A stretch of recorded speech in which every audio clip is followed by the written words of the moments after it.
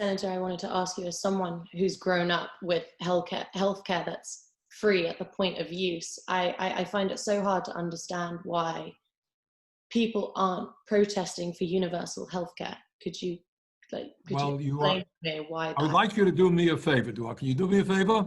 Absolutely. All right.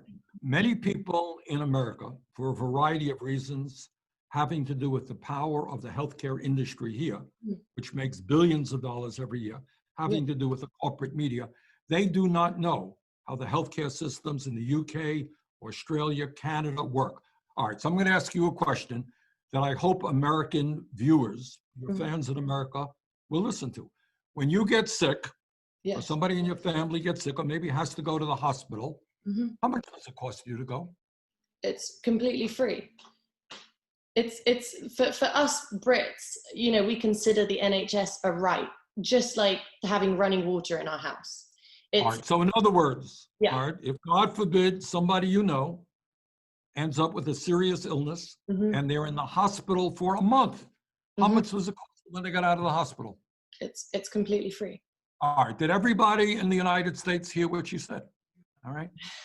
Healthcare in the UK has been, since the late 1940s, considered to be a human right, not a privilege.